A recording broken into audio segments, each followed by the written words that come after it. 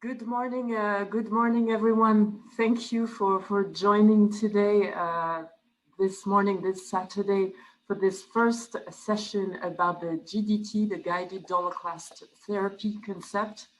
So we are happy to provide you with some updates on this new concept, especially on that day, the day of spring, 20th of March. Thank you for participating. My name, a quick introduction, my name is Mary Christine Collette. I'm education specialist at EMS, Electromedical Systems, the Swiss company who invented the Swiss dollar class method at the end of the 90s and launched end of last year the revolutionary treatment concept of GDT, guided dollar class therapy.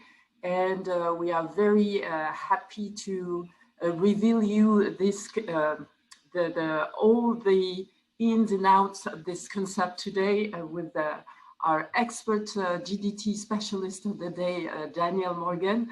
Daniel, thank you for being with us today. My pleasure, as always. Just a few tips for you to know before starting this webinar. So we have an agenda for this webinar. So we will start with an introduction on the GDT for approximately 1 hour. We'll have 15 minutes for questions, then 30 minutes for the practical session, and then we will end the session with discussion, questions, and conclusion. Additionally, as you can see on your screen, you have a Q&A and chat sections. You can easily use them to answer your questions, and we'll be happy to answer them during the webinar. So thank you for being with us again, and let's start. Daniel, off you go. Brilliant. Thanks, MC. Yeah, Pleasure. I want to really kind of like apologize initially for obviously just the little bit of basically my Mac sadly is in repair, so we're going around it in whichever way we can at the moment. But hopefully you guys can all see the slides to begin with, and then we can kind of work through that.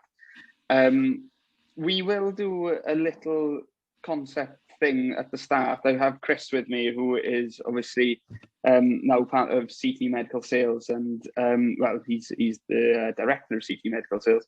So he is in the UK, the gentleman that you would kind of contact alongside Aljo's for the distribution of the units, etc. So Chris is with me, and he's going to be my willing patient today. So we'll show you a little bit of a snippet as to what the GDT is about, and then we'll explain why we do what we do with it. The first thing is mainly a legal disclaimer. Obviously, this is just a training handout and is intended for you guys, and the information regarding GDT and guided dollar class therapy is a new treatment concept based on the combination of therapies in treating musculoskeletal disorders, and it is essentially using high-powered laser and shockwave devices, which is radial and or focused. And then we combine that with physical rehab and other modalities that you would typically use in your clinic. So whether or not that's taping, whether or not that is your acupuncture, all of those type of things we can introduce and include with this entire new concept of treatment, really. These materials are obviously just intended for educational purposes. The specialists have reviews these handouts as well, but obviously the EMS is kind of saying that there is no guarantee or promise that the material is current, complete, accurate, and contains information that is consistent with acceptable professional practice. Now, from my perspective, I will be giving you my anecdotal experience, and I've been using the GDT concept now for the best part of 12 months, and was involved with the process of kind of making that happen. So these are my experiences, as well as why we, as kind of as practitioners, why we would find them beneficial. So what the evidence is saying about that. There is going to be, all of this is going to be evidence based, and it will be referenced as well. So don't panic about that too much. So welcome to the Swiss Dollar Class Academy. what is the Swiss Dollar Class Academy? It is essentially, it's a load of trainers and training kind of days. We hold 200 plus courses a year worldwide. There's over 70 official trainers from 24 countries and over 5,000 certified practitioners as a result of these training days. And that spreads across 30 countries. And I think from what MC was saying, that we do have around about 30 countries actually signed up today. So that's amazing. Right. 30 countries, and it's a good number, 30. So the goal of the Swiss Dollar Class Academy is just to basically provide you with the highest quality tailored training program. So that is for you, the highest quality programs and training that we can provide based on most up-to-date and current literature. What you gain from being a part of the Academy is obviously you get expertise. You can contact myself, you can contact Johnny Ride, you can contact Ian Vasey. Certainly these are the guys within the UK. You get access to us to kind of ask any questions on kind of Facebook, social media, those type of things. And even my Christine MC is available as well. So you can email us as individuals and try to get hold of us, and as well Chris with all the service and stuff. So it gives you access to generally the team. So if there's any evidence that you need clarifying, if there's any questions, we tend to get back to you pretty quickly with those. Obviously it provides you with excellence, so the best quality education as far as I'm concerned, and that's being a part of it and also go into these seminars. And obviously exchange, so it allows us to be a part of a group, and we have a network and a kind of a social network where we can all discuss any cases, and that's quite a nice one. If you have any concerns, the trainers are on these groups and pages as well, so we can then discuss how you would particularly manage a particular patient, or if you feel as though, is this patient suitable for shockwave, would you try this, would you try that? So that's what the Swiss Dollar Class Academy offers. What you can do, you register your practice online, which means you can get listed, and if anybody is looking for somebody with a Swiss Dollar Class, you can search the details for that area and your name will come up. So it allows you to just increase your exposure a little bit and potentially drive business to your practice, but you will become a certified shockwave practitioner then off the back of that. Okay. So, a quick introduction to the GDT. I'm going to quickly get off the screen share, and I'm going to bring us back here. Oh, I'm back. Okay. So, what we are going to do, I'm going to call Chris in, and we are going to show you essentially in a snippet of what shockwave, kind of what the GDT concept is. So, I'm going to call my lovely assistant. Bear with me. He's on his way. Here he is. Okay, so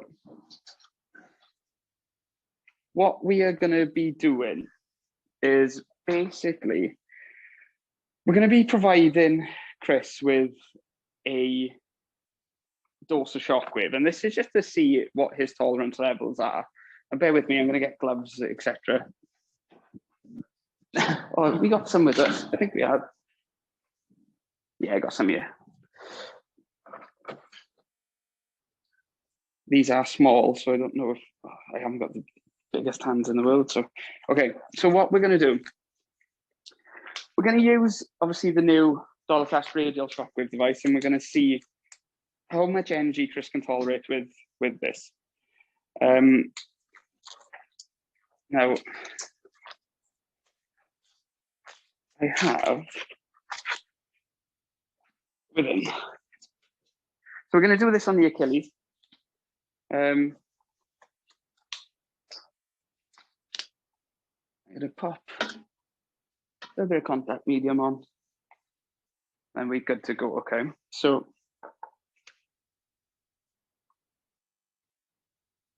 pop that there. There we go. Pick an Achilles, Chris. Having a few issues with the right. So Chris has just said he's having a few issues with the right one. So I'm going to pop the thing on here, and then we're going to just see if this works today. Yeah, lovely. Okay, so we're going to go for 12 hertz. We'll start down at the lowest level, and then I'm going to ramp it up. And this will all be explained later on in the. So we start at 1.5. This isn't the lowest. 1 is the lowest, but we'll start at 1.5. Now I want Chris to tell me when it kind of becomes 6 out of 10 pain, Chris, okay, or 7 out of 10.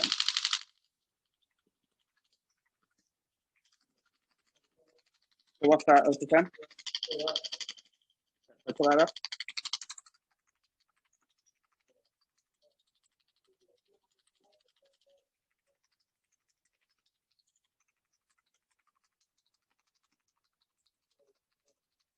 So that is, we're on 2.1. So we've now got energy there at 2.1, and that's what Chris is tolerating pre-laser. So let me put that up. And then we will now go on to the GDT concept with the laser. So we're going to add in the laser, and we will apply this for 3 minutes. Now,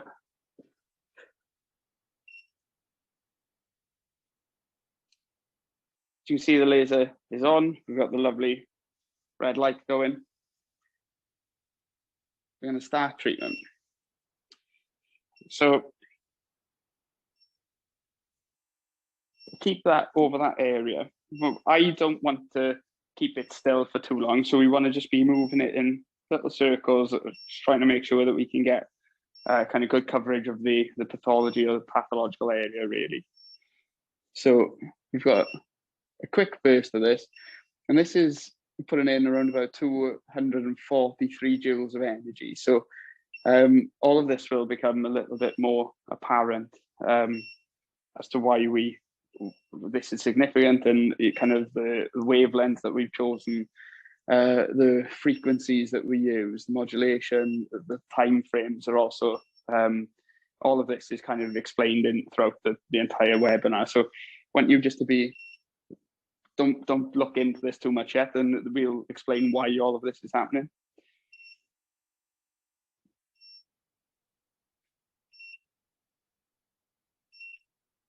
So we're on, see if I can show you what is happening on the screen when all of this is going on. Okay, so while I'm obviously treating here, we're counting down the timer, telling you the total amount of energy, the time frame, everything. We do have an emergency stop button for if anything were to go wrong, or if you were called out of the room in an urgent scenario, then you can turn it off. One of the things that you can do, you'll notice that there is an arm above, which is there for kind of more kind of keeping that nice and stable if you were to leave the room. I've just seen, yes, the glasses are down there, and I should be wearing those actually. Chris is face down and he's looking away from it, and also he should be wearing them. But I can't see the screen if I'm wearing them. They are tinted, so I'll show you the eye protection in a minute.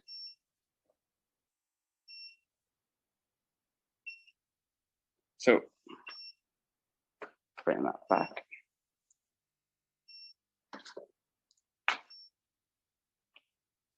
There we go. Okay, so like I said, you guys should be wearing the eye protection when you're doing this, and I should be as well. I can't see everything going on with the screen when these are on. There's a reason for that, as they're obviously dark. They basically block the light. So they're the green glasses, and that's for a reason, obviously, to protect your eyes from the laser. And there's the 3 minutes. Now I'm struggling just to see the this going on at the moment. Now, we will see Chris in about an hour's time. So let me put those on. But yeah, all of this comes with it. They come as a lovely packaging, and those are the glasses there. So they are obviously always used on every session. There's a reason for that, which is obviously to protect you and the patient. So we will see Chris in about an hour. What we're going to do is explain why we've done it in that method, and now what the follow-up phases are. So we haven't, that initial dose of shockwave is not a therapeutic dose. That's just something for us to kind of legitimately say to you guys, okay, this is how much Chris could tolerate previous or prior to the laser being added in, okay? Then the GDT, the 3 minutes there, that is what we would typically do in a clinical setting and in a clinical environment. So, but we wouldn't have done that shockwave first. That's just a demonstration. So in an hour, we will get Chris back in and we'll add another dose of shockwave. This is what you would do with a therapeutic kind of case. So if this was an actual patient, the initial shockwave dose wouldn't have been carried out. We would have carried out that laser, and then we would have carried out this follow-up shockwave, which we'll do. So let me get back onto the screen share. Okay.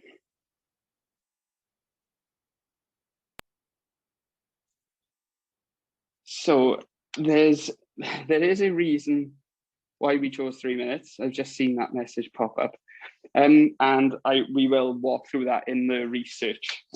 So quick introduction to the GDT. We are essentially looking to create more than a therapy at this point. We're looking at a concept and a treatment concept. There's 6 steps, and obviously the main goal is try to get patients pain-free, increasing their function. So the first thing that we're going to do is we're going to look at assessment. So we're going to assess and engage with these patients. Now, we'll walk through that each step as it goes through. The second phase is obviously the dollar class laser, and then third or fourth phase, you don't do both, is going to be the radial or focus devices.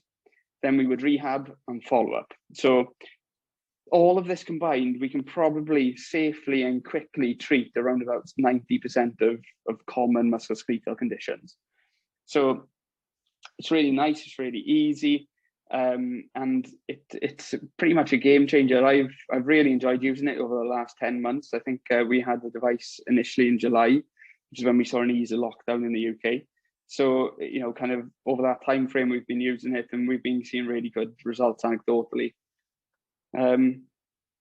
So from a common perspective, I would say that these 10 conditions are the ones that we typically see the most of. So that would be tennis elbow, upper back pain, so into the thoracic spine, lower back pain, patella tip, so that is patella tendinopathy, your common plantar fasciopathies, rotator cuff tendinopathies, adhesive capsulitis, so your frozen shoulders, golfer's elbow, knee osteoarthritis, and Achilles tendinopathy. So they are your major 10 that I would say that we would commonly see the most of in clinic. Now, the GDT is looking at it from a combined concept, but obviously we can use each of these devices in isolation. So what things would we typically see with laser, for example? We would use rotator cuff tendinopathies, glenohumeral arthritis, AC joint arthritis. And you see a lot of these with your kind of manual laborers. They will get anything with a lot of lifting and pressing will tend to get some AC arthritis changes, tendinopathies and bursa changes as well. So you get your subacromial subdeltoid bursa, your trochanteric bursitis, arthropathies, generally your Derco veins, tenosynovitis, dupuytren's contractures. These are kind of mainly looking at the analgesic and anti-inflammatory effects, and that's what laser is good at. So there's an entire list there, obviously carpal tunnel disease, cervical thoracic, lumbar degenerative disc disease, or you can read that list for yourself there. So we have all of those, And obviously we do have the standard indications that we would use for shockwave, which most of you will know. Some of you may not, but that would be tendinopathies, adhesive capsulitis. Trigger points are quite a good one with myofascial pain syndromes, acute and chronic muscle aches and pains with no pathologies. So DOMS, for example, there's some recent evidence come out with delayed onset muscle soreness. We also have muscle injuries, acute muscle injuries now as well, which is in there. We have superficial non-union, so stress fractures, and also Schlapp's disease, so kind of bony, obviously pathologies or changes. Neo-A again, which is quite a very, very good one and can be game-changing and life-changing for patients, that one. We also have spasticity, which is caused, cerebral palsy and stroke. And then you get skin diseases then, so soft tissue, acute and chronic wounds, but they are usually done in kind of primary settings, care settings, as opposed to, your private clinics. They're usually hospital-based stuff. Obviously, with the PISA class, the focus radial device, the focus devices, calcific tendinopathies or tendinitis of the shoulder, subacromial pain syndromes, epicondylitis, whether or not that is golfer's elbow, a tennis elbow, patella tendinopathy again. We do need to be a little bit careful when we're using focused on tendinopathy changes or tendinopathy tendinopathic changes to the tendon. And the reason being is that we can use a lot more energy with focused, and because it's that way inclined, then you can potentially cause damage. So we just need to be a little bit more careful with the energies that we use in the PISA class. But nonetheless, there are your indications for both shockwave devices. Now, as a standalone treatment, we would say, okay, your high-powered laser, it's great for superficial and deep pathologies. It's really ideal in the acute phase of treatment. So when you have those acute inflammatory changes, and then you have it's kind of your first choice really in terms of trying to reduce down your inflammatory responses, trying to reduce down inflammation. For your radial device, your radial shockwaves, we then have these kind of like just your standard care really for pathology, for tendinopathic changes. So your superficial indications, subacute chronic tendinopathies, first choice certainly for your plantar fasciopathies, for your Achilles tendinopathies, your enthesopathies. That would be your first choice care, like treatment pathway, I would say. Then we have the focus devices. So kind of your deeper indications or your really kind of stubborn tendinopathies or calcifications. That's where that kind of comes into its own. It does have that more power. It does have that more penetration. So if you have a really stubborn plantar fasciopathy or a really stubborn tendinopathy and it's not responding to radial, that's when we would potentially consider the focus devices as well. So as a combination, how would we use it? We would obviously use step one as the high-powered laser, which is exactly as we've done, showing you with Chris there. It is essentially obviously we have a custom set in 3 minutes. It explains to the laser why we chose the wavelength. So it's 905 nanometer wavelength, and it's chosen for a number of reasons, which we'll get onto in a little bit. So around about that laser. But it essentially has a strong analgesic effect, and it also has a strong anti-inflammatory effect as well. So that's the laser in a nutshell, which we will explain a lot more about as we go through. And then we would wait typically 5 minutes or an hour. We've chose to wait an hour for the purposes of the demonstration. It allows us to run through this in more detail rather than just doing a quick 5-minute burst. In clinic, what I will say is that I do tend to wait the 5 minutes. I kind of struggle to kind of find a way to implement the hour at the moment, but it can be done. It depends on your clinic setup, but I wait 5 minutes in clinic. Step two is we then go on and use your dollar class devices, so your dollar class radial or your dollar class focus shockwaves. We all know kind of the effects of that. The research goes back 20 odd years, if not more. but obviously prolonged activation of the C nerve fibers and a decrease in substance P at the neurogenic inflammatory responses. We get expression of growth factors, vascular endothelial growth factor, eNOS, and we get activation of the mesenchymal stem cells as well. So we have all of these kind of systemic responses, which ultimately leads to quicker, faster healing and that feel-good effect that we would kind of feel or see immediately after treatment. So it's that hyperstimulation and that neurogenic response, which is the feel-good effect, and then we have the kind of the physiology responses that we see, which leads to the quicker healing and the faster healing responses. So those combined will give you your optimum treatment pathway. So about the high-powered laser, this is obviously a brand new device, and some of you, this is the first time that we certainly run through it in detail. We've mentioned it and we've given it little snippets over the last couple of months, but this is the first time that we're really going to run through it in detail. So it's a highly, highly powerful laser. We use it at the 905 nanometers, and it's pulsed. There's a reason it's pulsed, and it's essentially because it's 300 watts. So it's a very high-powered laser, and in fact it's probably 15 times more powerful than the others on the market at the moment. It's suitable for patients that are suffering kind of acute phase pathology in a standalone treatment, and then we can use it then for your chronics and your subacute in combination with shockwave to get better results. Basically, it kind of, you can make it a little bit more easier with the automatic arm. So you can treat two people at once if you were to leave the laser on for a couple of minutes and then leave the room. It's not something that we tend to do a great deal of in the UK, but that's what the automatic arm is there for. It's to allow you to get an easier practice workflow. But yeah, it's there. I tend not to do that. I tend to want to spend the entire treatment duration with my patients, but it's there if you need it. We also have the radial shockwave device, which you've seen both of them in use now. But the Dollar-Clast is the inventor of radial shockwaves from the 21 years now, I think it is. It is literally unrivaled performance when you're comparing best clinical outcomes when it comes to the research, the literature.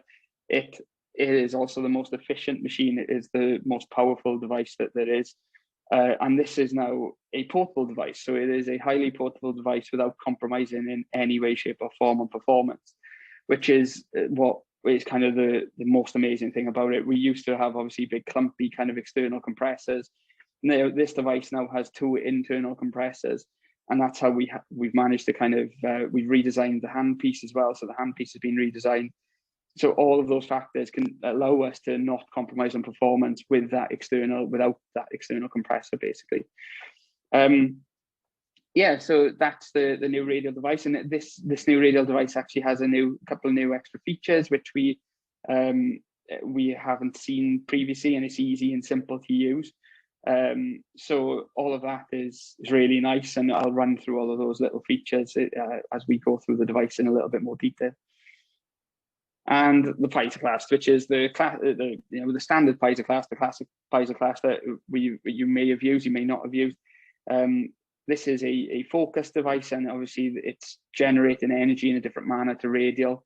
It's the highest energy in cavitation, and it's really there to tackle those really, really deep, stubborn recalcitrant tendinopathies and some calcifications and calcific tendinopathies, as well as maybe some enthesopathies.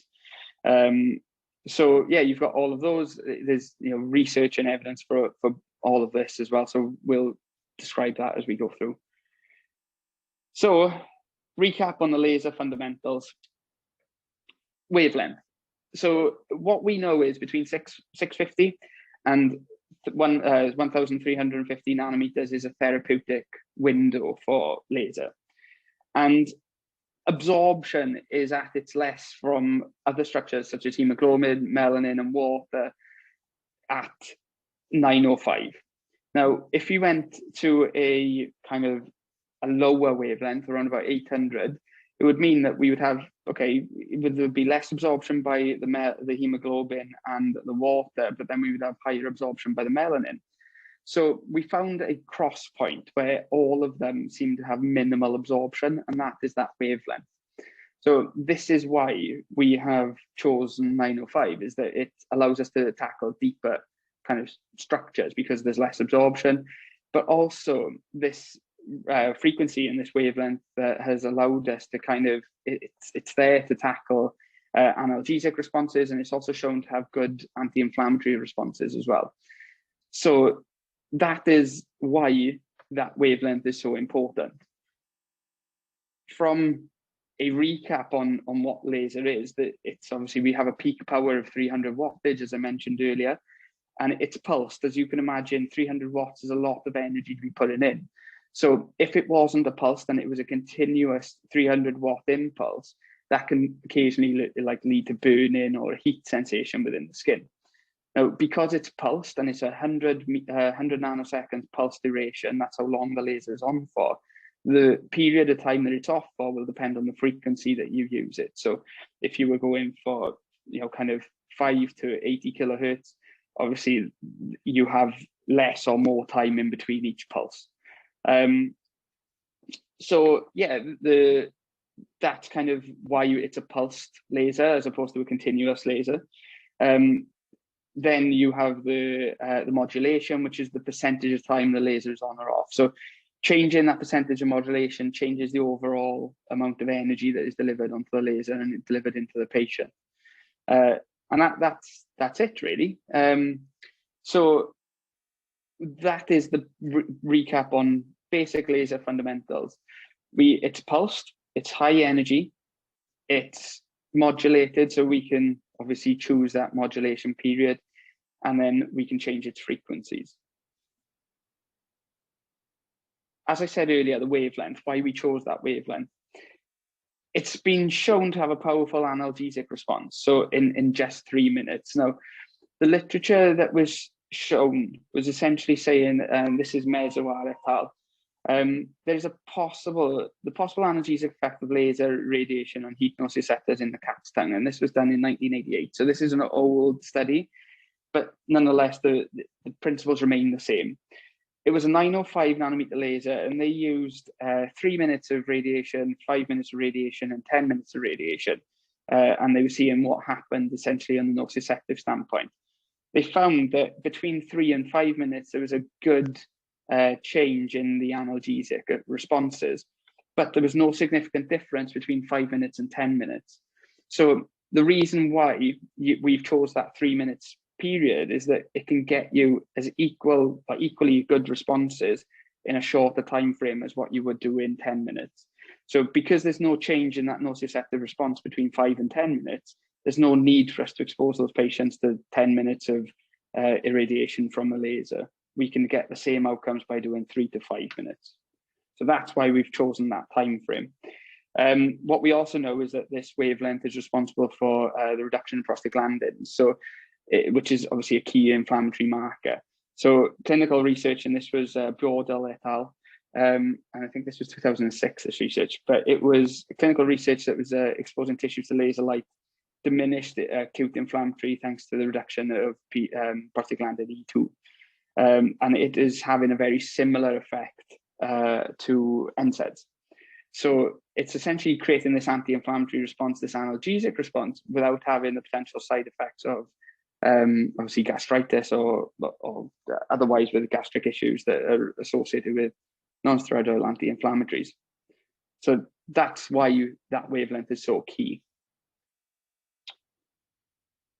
So what we're shown and what has been shown by both of these studies is that because we have the right wavelength or the correct wavelength, and we have the high peak power with a short pulse duration, that leads to the best clinical outcomes essentially. In order to reach the best clinical outcomes and deep musculoskeletal disorders, that's why we've gone for the higher wattage or higher peak wattage. So it has greater penetration, and the 905 obviously has less absorption by the other structures. It has a better or the best response in terms of analgesia, and as well as the anti-inflammatory response as well.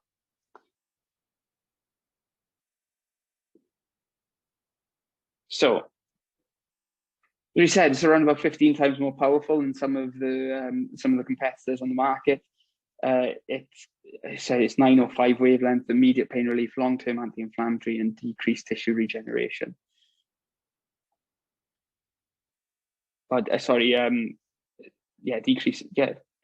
Tissue regeneration. It increases the time frame for tissue regeneration.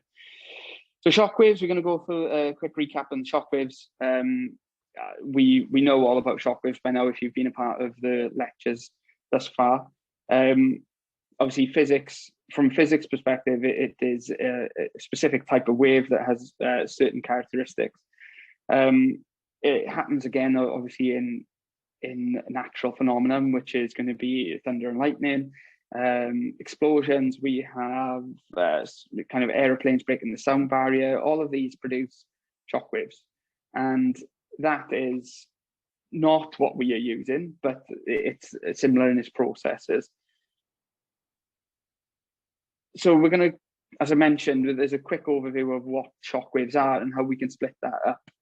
It's common that we get asked a lot in clinic, okay, well, can you, is this the same as ultrasound, or is it the same as lithotripsy, or is it the same as anything else? And therapeutic shockwaves that can be broken down into extracorporeal shockwave therapy or intracorporeal. So extracorporeal shockwave therapy is what we would use in clinic, typically. So we have radial, which is only musculoskeletal pathologies, and then we have focused. And focused is focused shockwave therapy, which is for musculoskeletal shockwave for pathologies, whereas you can have extracorporeal shockwaves lithotripsy, which is typically used in urology, and it's for destruction of kidney stones. And that actually goes way back into the history of shockwaves, where focused shockwave was used to destruct the kidney stones I think it was in Germany with the Dornier lithotripta, I think in 1971. So you have intracorporeal shockwaves lithotripsy, which is obviously for urology, and then we have the radial and focused, which is the slight little grey area and overlap with your musculoskeletal pathologies. The difference being is obviously the energies that are being used and the methods, obviously. From a radial shockwave fundamental, what we're looking at is the peak characteristics, or the characteristics of shockwave. It has a really fast high rise time, it has a high peak pressure, and then it goes into a negative energy density, and it happens over a very short time frame. So there's the 4 characteristics of a shockwave, or a radial shockwave. Obviously in that positive energy density, it's the compression phase of the wave. And this is where we get shearing forces and on the cells and on the tissues, which then leads to mechanotransduction, and that leads to a neurological response, essentially. In that second phase, into the negative energy density, we get a tensile phase, and this is where the cavitation is produced. And the cavitation is responsible for secondary shockwaves, which then means that there's more energy being kind of produced for more energies, more cavitation, more shockwaves, and that essentially means more responses. So that's the kind of the key elements to a radial shockwave. And that is it. That is a video which unfortunately can't play because I'm on my iPad, but it's a shadowography image which shows those phases quite nicely. From a kind of red chili peppers effect, you know all about this. I've spoken about it in my other lectures, but what we see is kind of activation of the C nerve fibers, because they become quite stimulated as a result by repetitive kind of, not trauma, but repetitive impulses. So this leads to a substance P reduction at the tissue site, as well as at the neurogenic, kind of at the spinal cord. And that is a reduction in a neurotransmitter, which is responsible for the pain pathways. So because of that, we then kind of have this numbing effect. And that's what happens when we kind of eat a chili. Originally you eat it, it becomes quite hot and burny. And then you go, oh, actually, I can't really feel anything or taste anything now. And that's kind of the same effect, is that it's obviously a little bit painful as you go through the shockwave, a little bit of discomfort, but then the more that you stimulate it, the more those C nerves become kind of stimulated. and activated, that leads to the substance P reduction, and therefore that becomes that numbing effect. It kind of interferes or intercepts or reduces those pain signals that are going up into the brain between the first order and second order neuron at the spinal cord. So there's less substance P in the tissues that leads to reduced pain, and then there's less substance P at the spinal cord, which is that neurogenic inflammatory response that we're talking. Obviously, as well, we like we said, you get the activation of stem cells, mesenchymal stem cells in the treated tissue, so creates this general overhaul and homeostasis of the tendon or pathological site.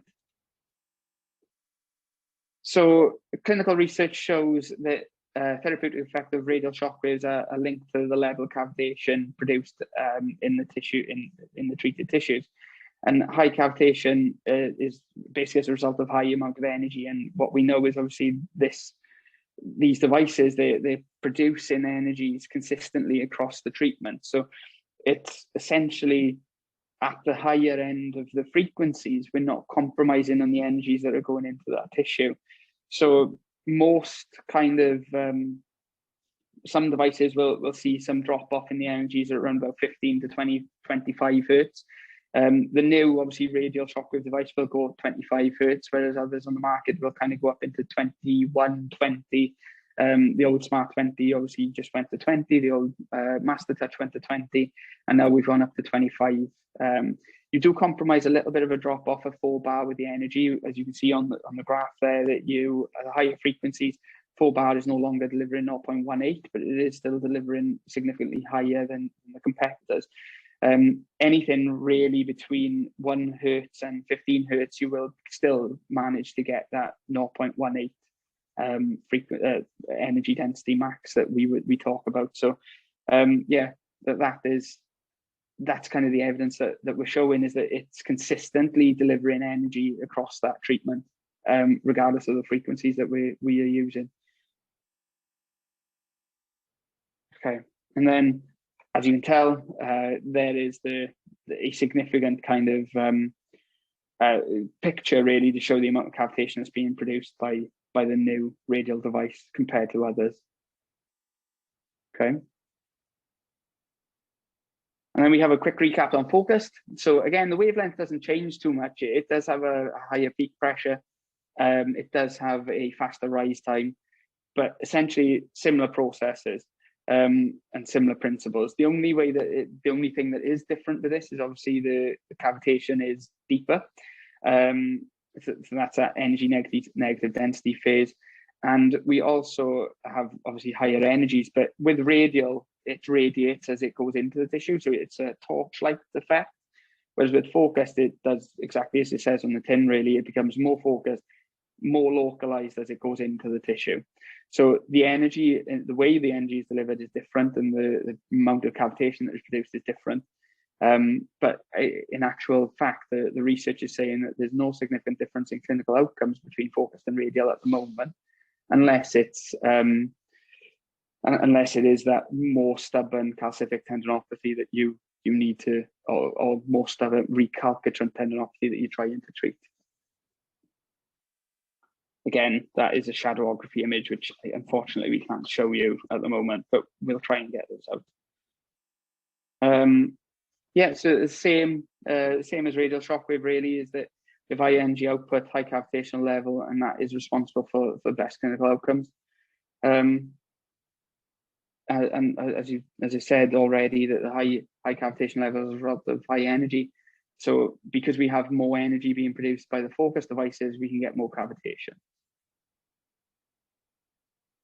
And again, you know, there's significant kind of changes there between the competitors versus ours.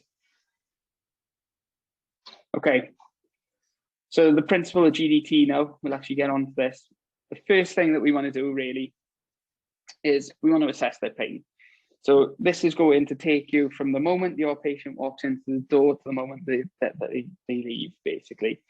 So typically we would measure the patient's pain on a scale of 0 to 10, or you can use smiley faces if you need to. But we would say, okay, 0 pain, nothing at all. 10 out of 10, it's the worst pain possible. So you can ask them to mark their pain scores on this sliding scale, essentially. We would then obviously want to know the history, how long it's been there. This dictates our possible treatment pathways. So are we looking at an acute stage, in which case we're looking at the Doll-class high power laser early in the first 0 to 4 weeks. And then if we're looking at more a subacute phase, we're looking at Doll-class laser and or radial or focused. So you can go into either when we're starting to go into that +4 week stage. We use a combination approach. So that is essentially your selection pathway. If it's it's based on chronicity of complaint. If it's a very acute phase, then we would like you to kind of think, okay, well, I can manage this with laser alone. If it's more subacute, we can combine that then with the radial and or focus devices. So if pain is felt typically between 1 and 3 months, it's a subacute pathology, and then we can go, right, we can do laser and radial or focus. And if it's 3 months plus, then we can obviously use your shock waves in isolation, but you can also add in that Doll-class laser as well. We'd encourage you to kind of do a range of motion assessment, and there's a reason for this. And I think that it hasn't got to be a range of motion assessment, but it can also be a functional assessment. So what is the pain? For example, if it was Chris with a heel raise, with his Achilles, we'd say, right, what's the pain when you're doing heel raises? Or how many heel raises can you do before it becomes intolerable? So then we mark that down. For example, if we're looking at the shoulder, range of motion is a big key assessment. So it'd be, most often than not, patients will have a comfortable range that they'd be happy to produce in. So is that between kind of 0 and 15 kind of degrees, or is it between 0 and 90 degrees? And it start, some of those subacromial impingements or tendinopathies, they'll start to get a little bit of pain around about 90 degrees in abduction. So that's where that tendon becomes irritated, and then we can go from there. So we then use that as your baseline.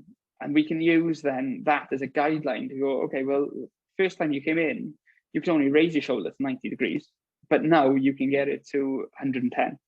So there's an improvement that way. Not only are we encouraging you to say, okay, yeah, there's a reduction in pain, but my entire range of motion is also improving.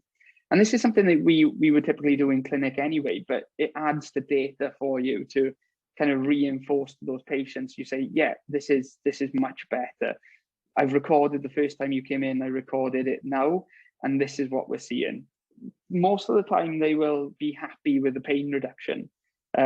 However, if we can also say to them, this not only improves your pain, it also improves your function, that reaffirms a lot more. And sometimes what you can find is that the function improves, but the pain is taking a little bit longer, or you might find that the pain improves, but the function is taking a little bit longer. But that's where the rehab stuff comes in then, and the appropriate loading advice.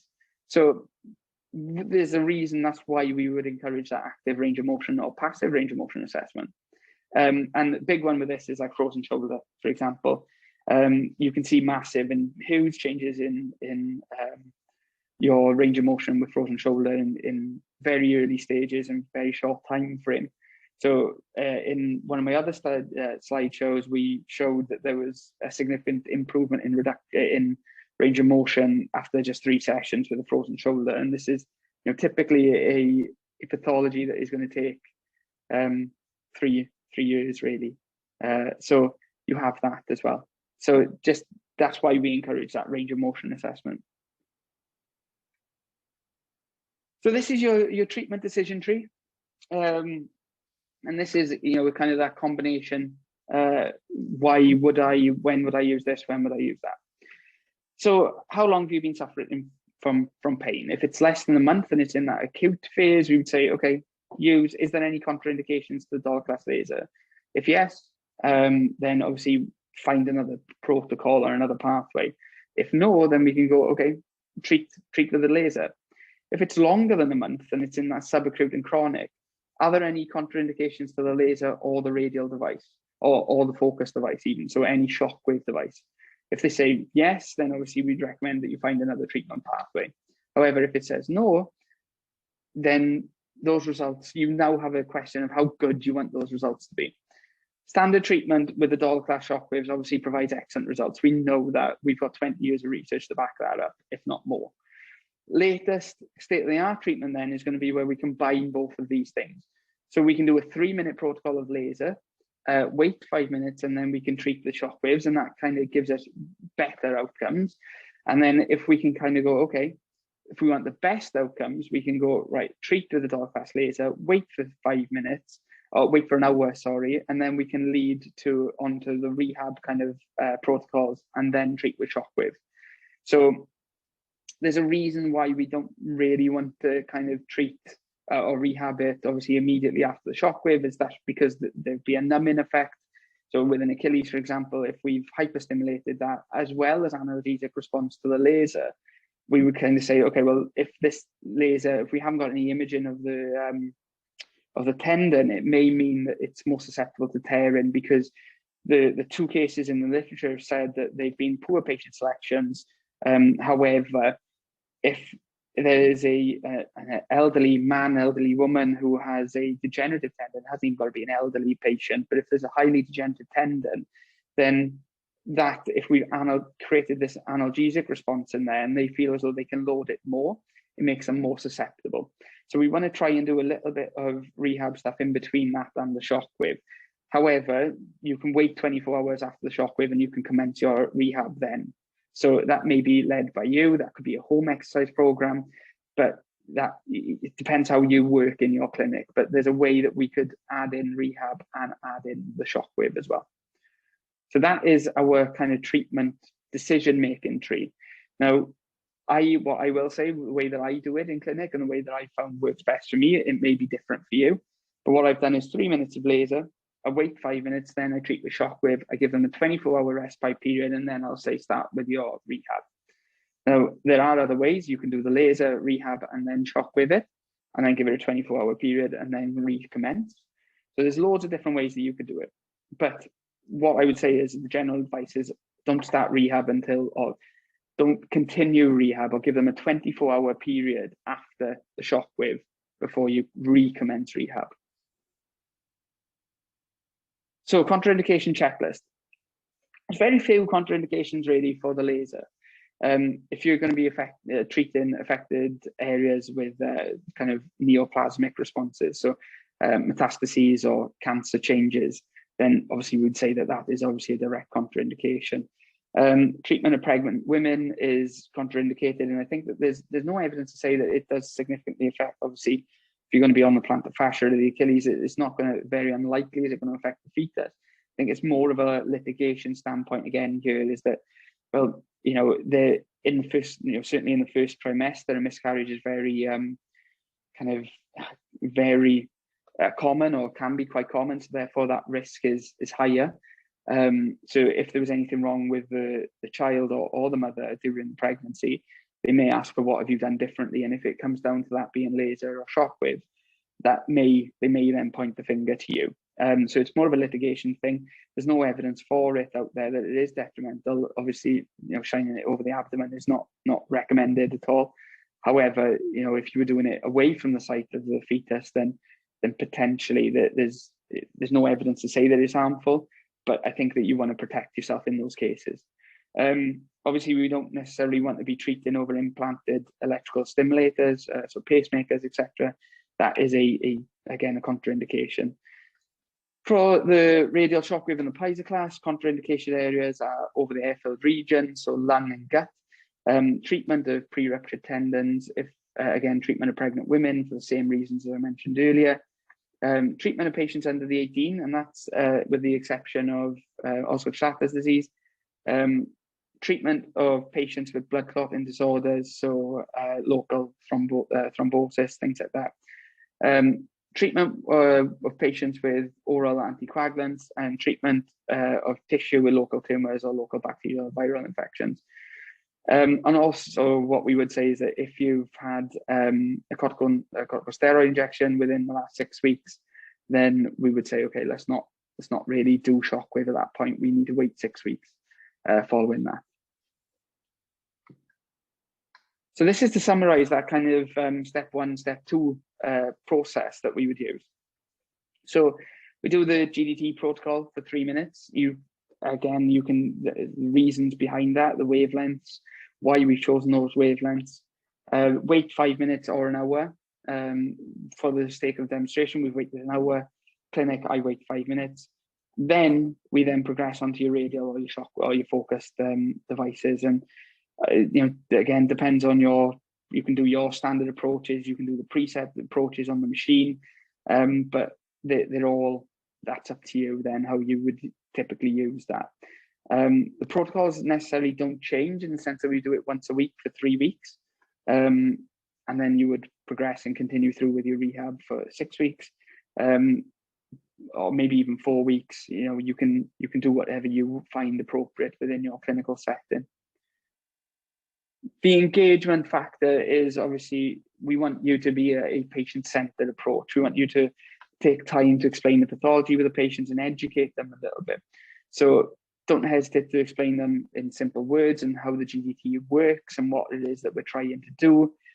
By adding the laser into your shockwave protocol, it means essentially it allows you to provide more energy to the tissue because it's created this nociceptive response.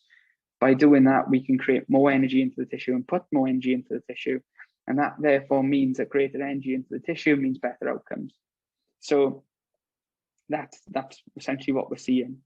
Obviously from an individual protocol, you can adapt that how you feel necessary. Try to obviously make them as comfortable as possible. It goes for shockwave alone as well. And obviously set expectations. I think that the big thing that a lot of patients expect is that this will be perfect, kind of the next day. We know that tendinopathies in particular are long-term conditions. So set those expectations, say that they need to do a little bit of work alongside what it is that you're doing. So give them appropriate time frames, set goals for them, and don't give them over-ambitious kind of expectations. There are some cases where you do get miraculous outcomes with shockwave and the laser. So just bear that in mind that these are still long-term conditions that we're dealing with. So they don't necessarily always settle down within those 3 sessions. 80% of people report reduction in pain by those 3 sessions, but don't expect it to disappear within 3 weeks is kind of my advice. So a quick overview of the laser itself. As you've seen, I've shown you the screen as it works. We have the laser handpiece there on the right-hand side of it, and there's a nice, good interface, very kind of adaptive, and then that emergency stop button, which I was discussing. At the back, you just have the power socket and then the ignition key, so make sure that's turned on. Interestingly, there is also a little thing to the left-hand side there. That's the activation for the laser. So again, make sure that's plugged in, because otherwise you're just shining red light. So that one needs to be in. So getting ready for your treatment. Essentially, you select your protocol or your indication action, or you can go into the custom, which is the GDT. You can then select whether or not that's going to be an automatic or manual screen. So, is that going to be, are you going to be holding or handling the device, or are you going to use it with the automatic arm? You get ready, you put on your glasses, and then you start, and that will carry on throughout that treatment. And it'll tick it down then as obviously that treatment goes. So tips and tricks. Which protocol should be used when treating pathologies in their acute phase of pain? So it really is dependent on the characteristics of the pathology. So is it a strong inflammatory response? Are there edema changes? The level of pain the patient is in, the skin tone, the skin type. Is it kind of, are you dealing with darker skin types? Are you dealing with lighter skin types? All of those kind of set your protocol. So you may decide to treat with one of the 7 action modes. So that could be, are you looking for an anti-inflammatory response? Are you looking for an anti-edemic response? Or you could follow the protocol set up by some of the pathologies that are listed. So you can treat based on action, you can treat based on pathology, you can also treat just standard GDT. Now, if you are dealing with patients with skin phototype 4, which is dark brown or black skin, or those patients which have dark tattoos, so we kind of would recommend you put into hypersensitive mode. that can be a little bit burny for those patients, even though it is a pulse device. So just bear that in mind. If you are dealing with patients with strong edema, definitely look the soft tissue anti-edema setting, and you can use that as often and as frequent as you want until the edema disappears. The automatic mode is available for practitioners. So again, you can set that up. You put the laser into the handpiece there, and you can move the arm wherever you need to. So that arm can stay then in contact with the patient and the skin. And as long as you're happy to leave the room, then please do, please do so, and you can treat someone else. However, I think that, it does open you up a little bit. Kind of, if you feel as though there's time that you can do that, then you can do that. But that's the whole point of that automatic arm, is that you can do anything else whilst you're treating that patient, whether or not that's your notes potentially, whether or not that's treating a different patient, whether or not that's treating the low back in another patient, or in the same patient. It depends on the position that they're in, but that automatic arm is there to ease your work burden, basically. So is the high dollar class, the high powered laser, painful? Not really. It has almost no thermal effect at all. And that is obviously due to the short pulse duration and the specific wavelengths that we've chosen. But there's no pain really at all. When can you resume activities? You can pretty much do it right away. There's nothing like shockwave where you need to wait 24 hours. You can start immediately.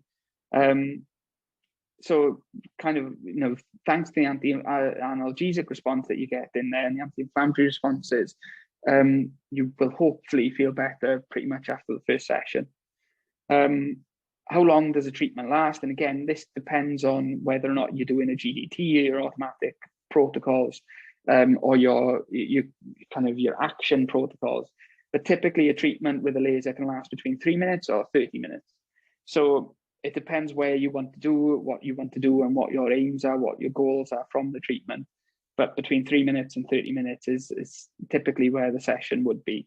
With the GDT on its own, it's 3 minutes of laser, and then approximately 3 to 4 minutes of shockwave therapy is typically where we're at, with a 5 minute gap in between is what I do. So that means that you're typically looking at around about maybe 13, 14 minutes per patient with a combined approach.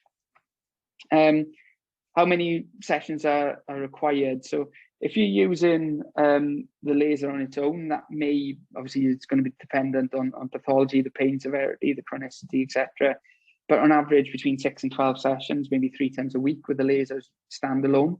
And then you can do kind of 3 to 8 sessions twice a week, maybe required when you're doing it with the shockwaves. I'm getting really good results with once a week, still using the same standard approach with shockwave therapy and the laser. So you haven't got to do it twice a week, but you can do it twice a week. So when will you see results? A strong analgesic effect will kick in after 5 minutes, and after the end of the high-powered laser treatment, and it lasts up to 72 hours. So you can get good reduction in pain for a good 72 hours following the immediate stimulation or irradiation from that. In parallel to that, then the anti-inflammatory response will kick in after about an hour. So the prostaglandin reduction is about an hour later.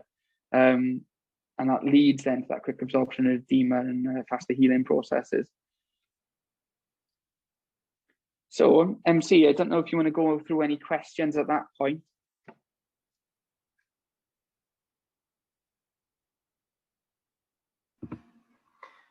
Yes, we have a couple of questions. We have a couple of questions in the chat and in the Q&A. I've noted a few ones already. Yeah, we had a question concerning the protocol. What made you choose the 3 minutes protocol instead of 4 and 5 minutes?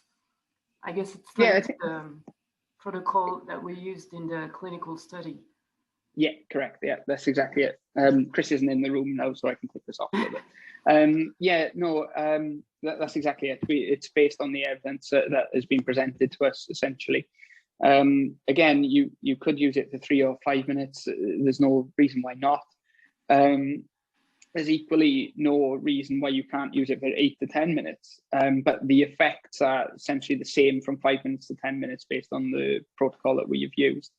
So it's realistically a time-saving journey for you. I think if you can get as good outcomes with 3 minutes as you can with 5 minutes, then you're wasting 2 minutes of your time. But yeah, that's it. You can use it for 5 minutes if you need to, but it's based on the clinical evidence that has been presented to us, really. Okay, thank you. I think I touched on that one. I'm not sure if it was in there. I think I did. Yeah. Thank you, Dan. We had a question concerning neuropathy. Can it help? Can GDT help with neuropathy? It's a big question. Neuropathy, yeah. In my experience, I haven't found any change with my big neuropathy patients. There's no contraindication to it, and these patients are often very, very desperate when they struggle, because there's, it's kind of what are we doing with it, really? Because a lot of the time medication doesn't help. It's certainly worth a go. It is certainly worth a go to try and help them in any way that you can. That could be at the lumbar spine, so for example, or the neck if it is atypical. It depends on the location of the neuropathy.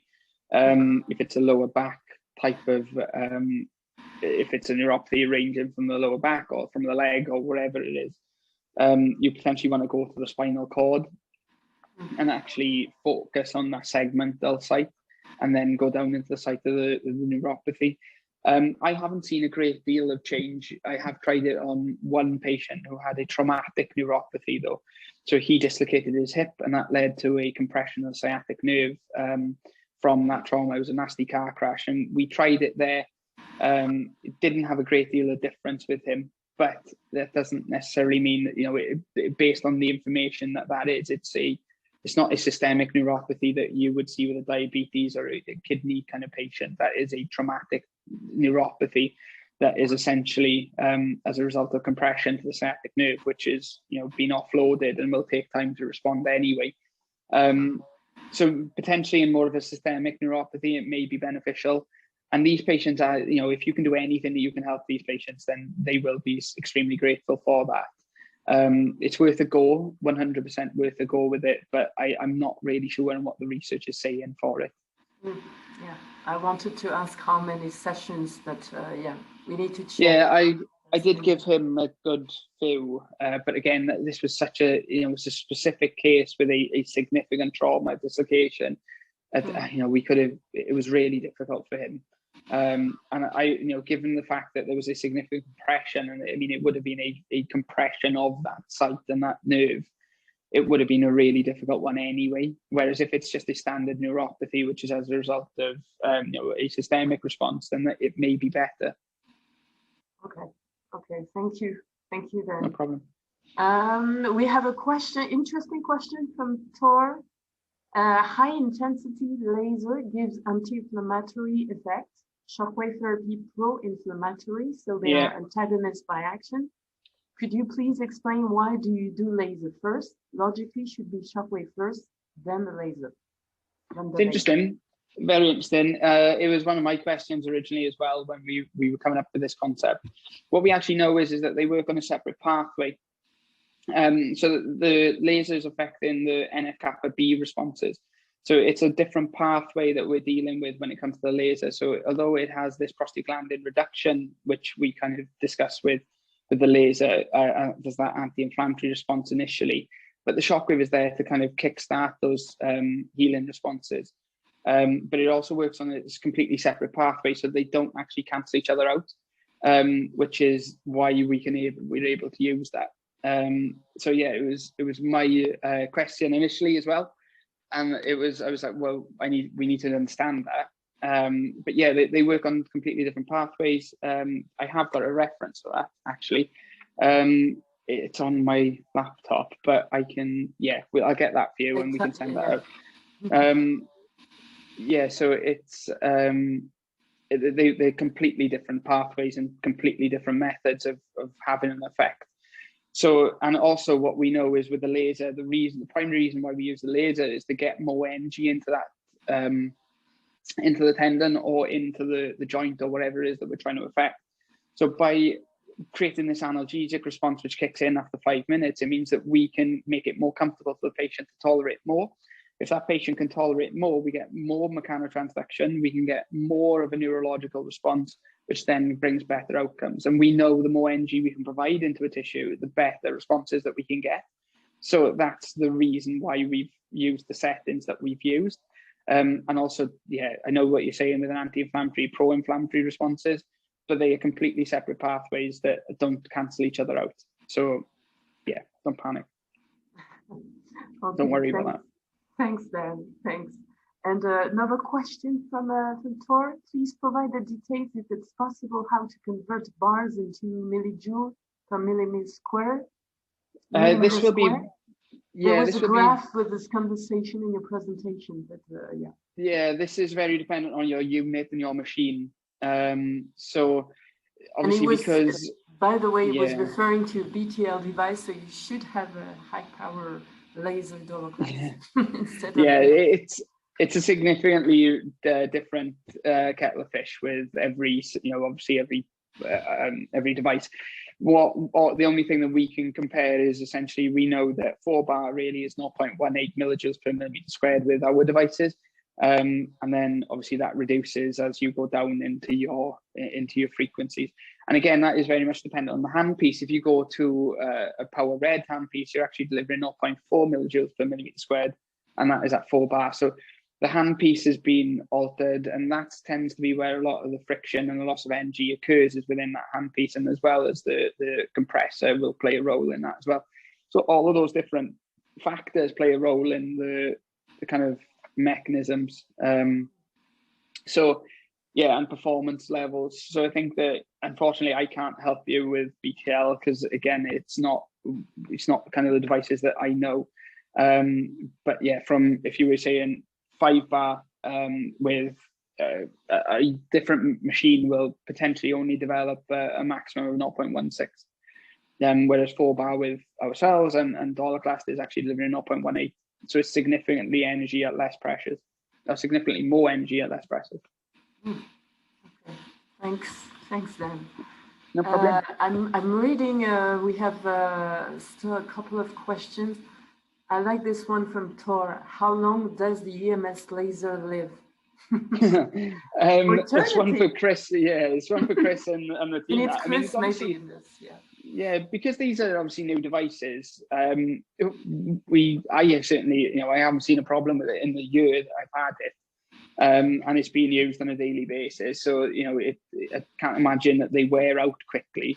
In fact, there's not a great deal of mechanical or movement parts within that unit. It's not as though it's subject to wear and tear. Not like the compressors within the dollar class unit and the pistons, etc. There's none of that. It's essentially an electronic device. So, I don't know is the answer. It's a new device for me, but I think maybe the guys at Aljo's and kind of Chris will be able to help you out with that one, I'm afraid. But I'm assuming it's got a good lifespan. Everything that EMS has done, there's still classics, kind of classic devices, shockwave devices that are going 15 years later. From my experience, anything that is Swiss made is going to be very high quality. And that's just as a matter of kind of experience. Swiss watches are the best watches in the world. So from that perspective, if they're following suit across the path there, so I think that it's going to be exceptionally well made and well produced. Thanks, Dan. Do you have a Swiss watch? I do. I'm wearing mine. I'm actually wearing mine. So yeah. Cool. I don't have any, but okay. Thanks. Another question from Heath. A number of lasers on the market have a dual use at the moment, and as a podiatrist, some of these lasers look at treating MSK issues and issues with fungal nail conditions, which for us would be great. Could this laser double up in areas such as fungal conditions as other lasers do? It's something that I discussed with a few of the podiatrists actually, and we're sticking to musculoskeletal with this device. Like, we know musculoskeletal pathology extremely well. I think realistically, kind of from the perspective of doubling up on something, there's normally a compromise. If you have to reduce something down, then you have to kind of work on something else. Or if you affect this, it changes that. What we've decided to do is really stick with musculoskeletal pathologies, which is what we know exceptionally well and what works exceptionally well. The wavelengths, obviously, that we have chosen are for MSK pathologies. So there's possibly a way that you can change your you can't change the wavelength of this, and you can change the modulation, you can change the kind of the power, etc., etc., etc. So you can maybe adapt your settings to become closer to that. But it hasn't been tested on fungal kind of stuff at the moment. So we don't know is the answer, and those wavelengths are specifically designed for musculoskeletal pathologies. So we know it does those very well, but fungal stuff is not kind of in the sights of EMS at the moment. Okay, thank you, Dan. No problem. Another question from Alcinda: is shockwave therapy contraindicated in patients on antiplatelets like aspirin, clopidogrel? Yeah, so the anticoagulants, I would say that it's a precaution really on these. They are down as a direct contraindication, but you want to be kind of aware that obviously if there's excessive bleeding, bruising, etc., those type of things can take place. Realistically, I don't think that with a radial device you're using a great deal of energy to basically break things. So I highly doubt that it would have any significant impact on them. But again, it is that risk that the patient, you would have to inform the patient that there may be some bruising, some bleeding, not bleeding, but internal bleeding. So it's certainly, if they were hemophiliac and something like that, connective tissue disorders, I'd be very, very, very wary then. And I'd probably say no at that point. However, if it's just kind of an aspirin, there's a few people, kind of older patients with knee osteoarthritis that are on these medications. You just need to be aware that there are those additional risks. So for me, it's not a complete contraindication. It's more of a precaution. But yeah, just be aware that there are those alternative considerations with those patients. Okay. Thank you. We have a question from Pandora. How much difference in outcome using your 5 minutes gap to the suggested 1 hour? So this is what I'm hoping to show you with Chris when we get up in terms of, I personally haven't been monitoring, haven't done a study that is kind of in my patient group that's gone, right, you were on laser alone, you were on shockwave alone, and you were on combination to compare. And this is something that is in the pipeline, and this is a little bit top secret, but it is in the pipeline in terms of a clinical study that is underway. And it's going through ethics at the moment with the university, I think, in France. So there is a study that is due to be produced and due to be published probably within the next 12 months that will be looking at that question specifically, is where are we getting the outcomes? Is there significantly different and better outcomes between these groups? So there's more to come on that. Anecdotally, what I'm finding is that we get good results with shockwave. We are getting even kind of better results with the combination approach. So there is that as well, but that is anecdotal for the time being, until that study is published and put out there, and that hopefully shouldn't be too long. I think Christoph Schmitz and the team are working on that as we speak, so that will probably be in the next 12 to 18, maybe 24 months, depending on COVID delays. But stay tuned, guys. It will come. Yeah, I think definitely keep your ears to the ground on that one. Yeah, definitely. We have a question from Jim. How does this approach compare to steroid injection for inflammation and shoulder impingements? Yeah, okay. So I'm currently trialing this on one of my patients as well. I am using this approach for it is a physical impingement that we've assessed and rehab.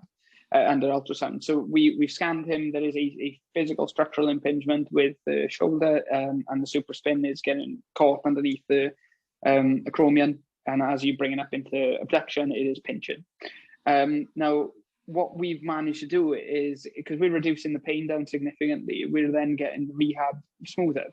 So we can improve his range of motion. He's reduced his pains by around about, I think it's 70% in 2 weeks. So in 2 sessions, we've reduced his pain.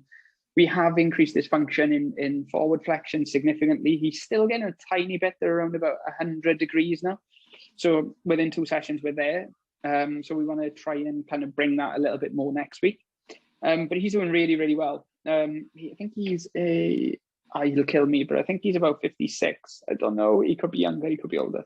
But he's about a 56-year-old gentleman that has these kind of, the tendons intact, all of that is fine. But because we're reducing the pain, it allows him to rehab it appropriately. And then we can crack on. So what I really like about this entire approach is that it's holistic. We're moving away from just using machinery, and now we're creating a concept.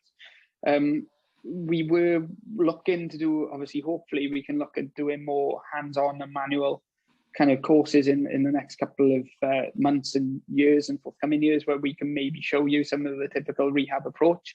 For those of you that kind of came to the advanced course that we did in London all that long time ago before COVID, we were doing exactly that for lower limb tendinopathy. So this is something that we kind of want to demonstrate now and move away from just using isolated kind of treatment modalities, and move into an entirely different concept of treatment.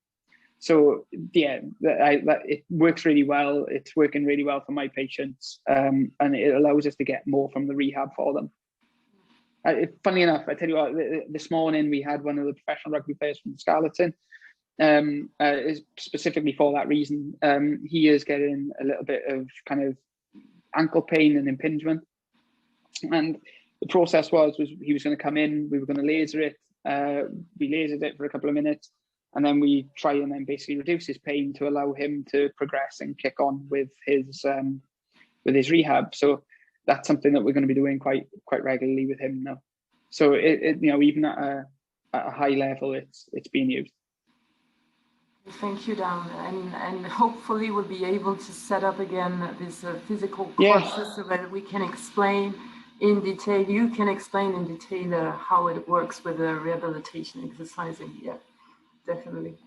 Another question. Do we have time for more questions, or we have another question from Tor? What energy level could be produced by the piezoplast?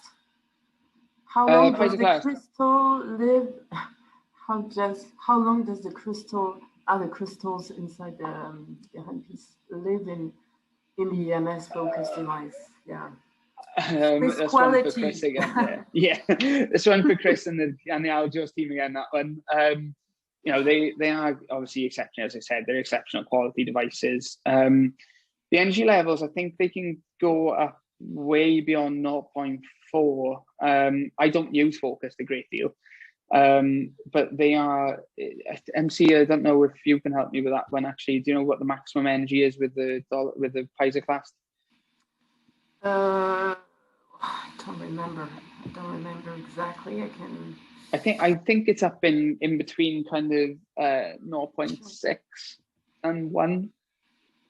It's high energies, and that's the whole, obviously, the difference between I could check, but I don't have the brochure right now. I could check, but it's something.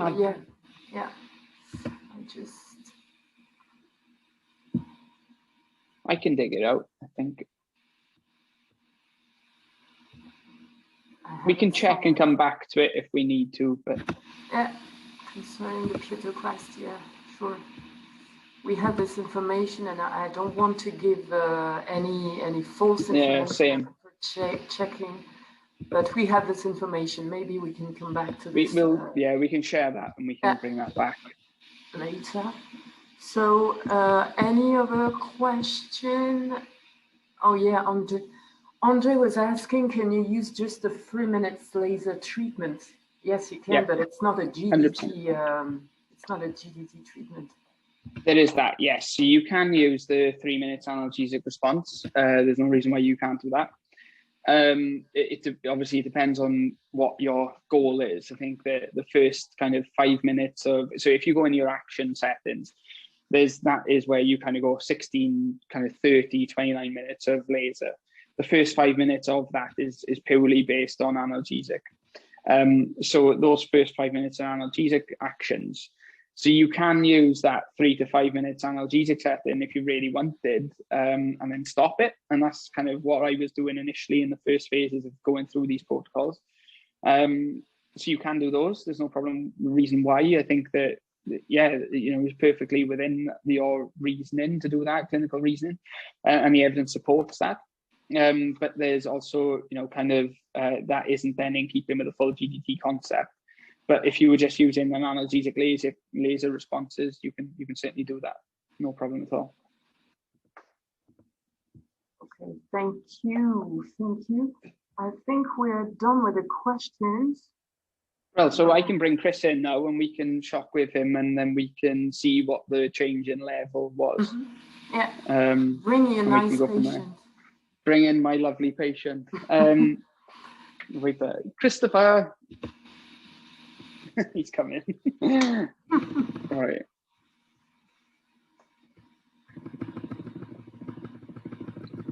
Yeah, got that.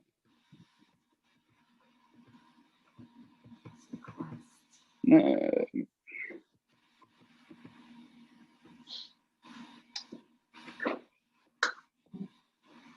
you see my reply to that question? Yeah, the 5 million. Yeah, so we've currently got a user who has 7 million impulses on his eco test, and the maximum energy is 0.40 millijoules per millimeter squared. There we are. Did you hear that? I don't. Oh, there we are. It should be the maximum energy is a 0.4 millijoules,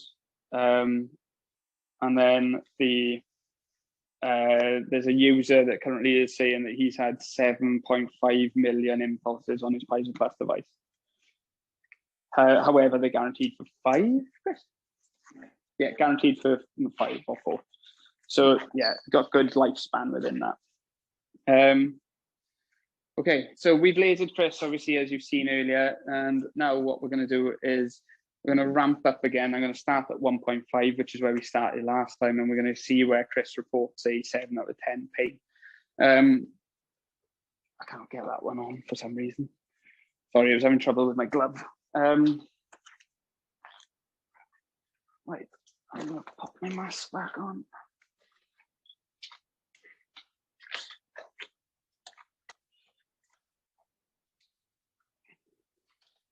Okay. Lovely. So we did the right one, didn't we? Make sure we do the same one. There's always a key thing for this. Yeah, just shockwave now. Okay. We're going to start it at the same level.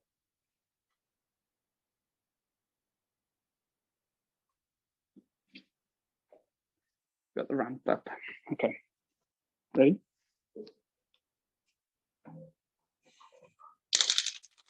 Same frequency, same level, everything's the same.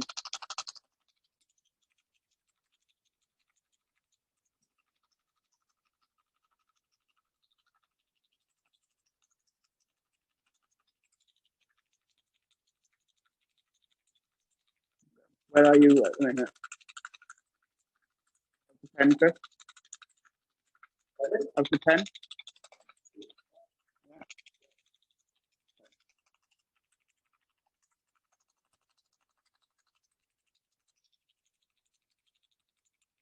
So we're currently at 1.8.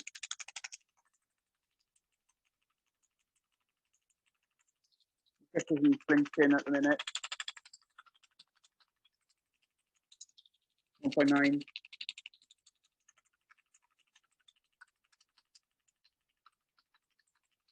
Up to 10 now? Yeah. So we're already at the level now that Chris was at.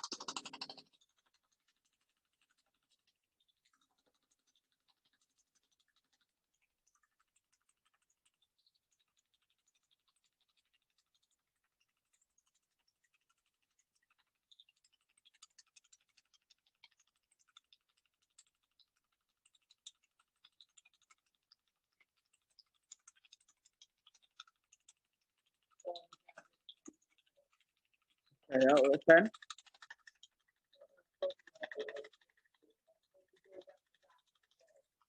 Ryan coming in there. So Chris is saying getting a bit tender there. And that is now at 2.5. So we've increased that input by essentially, well, half a bar. So we are now able to get more energy into that. What the preliminary data is saying is that we can deliver up to 50% more energy if we wait 5 minutes. And some of the suggestions are that we can actually get up to twice as much energy. So that would be saying that we can get, a 4 bar with those patients that can tolerate 2 bar. Now, obviously, we haven't seen that with Chris. We can get actually 2.5 bar with that hour gap in between. So yeah, and that was only with the lateral pain there. So still, we could probably push that a little bit for him. He's tolerating that level, but nonetheless, even that minimal difference, it's still tolerable. We're seeing a 2.5 bar, so an increase there in the energies that we're able to deliver. And I think that I'm quite happy with is that we could say, okay, well, we got more energy, it's more tolerable. And then hopefully the shockwave kind of does its bit then, where we become kind of used to that level. So what will probably happen with Chris is as well, is that if I take the ramp up off, he would get used to that level of input. So if we keep that there, the more that we impulse that, Chris becomes tolerable because we've already reduced it. And that hyperstimulation is going to take, yeah, so Chris is happy to go more.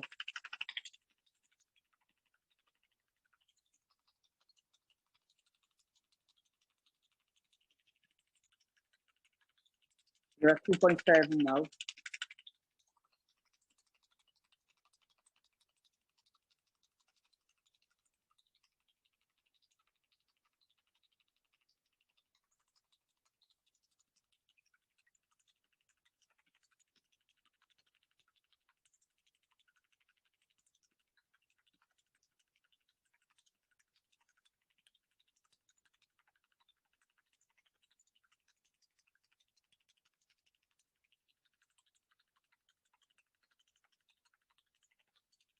And we're now up into 3 bar.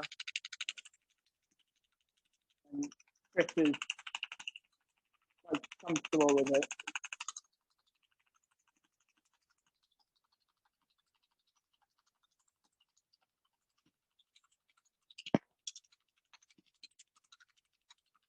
And that and that. So when I'm there,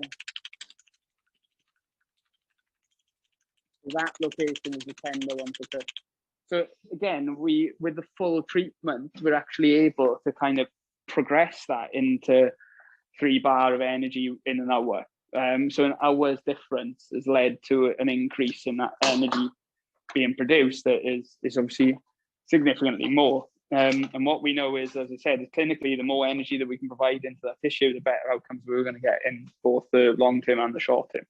So I'm going to clean Chris off, and then we can go through the actual shockwave stuff then, which I don't want to keep everyone either, but we can run through that quite quickly, and then everyone can kind of ask more questions on that if they need to. Yeah, go on. Yeah. So is there any questions on that, MC? Yeah, we have a question from Michael. Would the pain not be decreased after a short while when using shockwave anyway? That's why I start with low and progress to high. 100%, yeah. And that's why, obviously, as I just said, that you can increase that level as, the more that you keep it there, the more kind of tolerant that they get to it. So you can do that. I think realistically, it would be nice to go through a full treatment with Chris to say, okay, well, what's the maximum you can tolerate? and then what's the maximum you can tolerate after the laser. But even in that time frame, we can get, you know, significantly more energies into that tissue, which is a good sign, really, to say that, okay, we can get more. If we can get more, we can get actually more outcomes or better outcomes. Sorry, Chris has left the room now. So we can do that. But yeah, you're right. Actually, from a hyperstimulus perspective or hyperstimulation perspective, it becomes more numbed, which is exactly the same response that you would get with that hot chili as we talked about earlier. So 100%, just adding in that laser gives you that extra analgesic response, which allows us to push it that little bit further again. So there's, you know, a 50% kind of increase with that, which is great. I know that is essentially the laser itself sorted, but do you want us to actually go through the machine in more detail? We can go through the dollar class machine in more detail then. Yeah, let's do that. So, screen. We have a quick question from Chris. Are you treating close to the pain area or the whole tendon? Pain area, and you can obviously go up into the musculotendinous junction, etc., etc. But yeah, for me, majority of the time it's going to be at the painful site. Sorry, let me find where I was. There we go. Gone through there, gone through all that, gone through all of that, gone through all of that. Done that. Okay, so there's the console overview. You're okay. I don't need you, I don't think. Yeah. Don't need you, I don't think. Yeah. Not for a minute. Thanks, mate. So I've just sent Chris out. Right, what we've got is an overview here of the new dollar class radial. So we have a setup, the screen there. You know, you've got your bar, your pressure, your hertz, your impulses, and then you have your selected protocols. So you have a choice of 6 protocols. It's going to be a smart protocol, which is essentially you know, a makeup as you go along. You have your tendinopathy protocols, enthesopathy protocols, joint and bone protocols, and skin protocols, and then a recovery protocol and a muscle protocol. So they are your 6 protocols, and they're presets and obviously based on the literature. We have these lovely little additional kind of features as well, which is the analgesic responses. We can have the ramp up responses and then the burst response. Now, from a frequency setting, the other thing is that we can now deliver between 1 hertz and 20 hertz. So, yeah, and that goes up in increments of 1 hertz. So that gives you an entire range between 1 and 25. Now, the nicest feature that I find and I use most commonly amongst all of this is the ramp up setting. And I'll explain these settings and ramp up mode, analgesic mode, and burst mode in a little bit more overview here. So from an analgesic perspective, what this is that kind of, it's an approach that we use where we'll do like 1,000 impulses at 15 hertz or 1,000 impulses at 25 hertz, depending on mode 1 or mode 2. There's 2 separate modes that you can use in analgesic, and the frequency changes, the impulses remain the same. So what that is then, and it's kind of at 1 bar pressures as well. So you can just do 1,000 impulses straight through the tendon just to create this analgesic response. You can also then go up with the ramp up, which is where I spend the majority of my time, is that I use ramp up mode 2. Now, if you go up by mode 1, it just means that you ramp your pressure up over the treatment, so by 0.5 bar, and then you can gradually increase it as time goes on.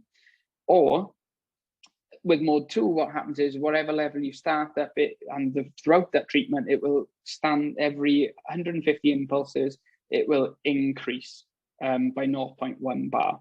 So that until you get to a maximum, so until that treatment runs out, or it's a maximum level of 4 bar. So that one I really like, is that there's a gradual progression of energy. You also can have burst mode, and this is kind of to get, like, to kind of let the patient not get tolerance to a certain mechanical stimulus. So if we use you know, it's mode 1 is every 2 seconds there's an impulse, and then a 4-second gap, 2-second impulse or increase in frequency to 25 hertz, and a 4-second gap, and same again. And the second one is actually on the manual. You can press the trigger once to start it, press it again and hold it, and then you can ease off, and then you can do the same for a longer time frame. So that's to get a more personalized, however long, how many impulses you want to increase that frequency for. So that's just to vary your stimulus a little bit. Obviously, we have the multiple applicators, and as a standard, you come with your trigger point and tendinopathy, your 15 millimeter, your standard approach, and a 40 millimeter larger head as well. So this used to be the 36 mil on the Master Touch and the Smart 20, and that's now increased to a 40 millimeter. You have all these other optional applicators, and they do come kind of, you can choose between them to complete the set. We have various ways of holding the handpiece, and what you'll see there is on the left-hand side, we've developed this brand new handpiece with buttons on. So you can actually increase the pressures rather than going back to the unit or the machine. You can just increase the pressures by using that manually. It's a lot easier as a clinician, much easier, I will say that much, because you don't need to keep on going back to the device to increase it. You can literally just do that by the handpiece now, which is such an amazing addition. It actually makes it so much easier for me in practice. So when it comes to tips and tricks, what are the recommended regarding settings regarding kind of pressure? The higher the better, and this is where the GDT comes in. As you said, I like to activate ramp mode so we can get a gradual increase to that highest tolerance, or you can gradually increase using the mechanical settings on the buttons on the handpiece. From a perspective of recommendations regarding frequency, the majority of the data is saying, okay, 8 Hertz is where it's at, but there's also evidence to say that those clinically significant outcomes aren't different if you apply it at 15 Hertz. So anywhere between 8 and 15 Hertz is where it's at. And then when we're looking at muscle treatments and recovery sessions, and even kind of cellulite reduction in booty is done at a higher frequency, so between 20 and 25 Hertz. When it comes to like the number of impulses, it tends to be around about 2,000 impulses, which is the clinical studies. However, you can vary that based on where you want to treat and what you want to treat. So if you want to be doing a trigger point, for example, you can do 500 impulses into the trigger point. We can do, for greater trochanteric pain syndrome, for example, we can go into multiple facets of the greater trochanter, so you can address all of the different tendon insertions. You can do 1,000 impulses there, which brings it up to 3,000 impulses. If you even wanted to go into the musculotendinous junction, you can use up to kind of 1,000 impulses into the musculotendinous junction at higher frequencies with a larger applicator. So there's loads of ways, but typically if you would just go in, 2,000 impulses at the tendon, that's where we would say is the bare minimum. You can always add on to that from there then.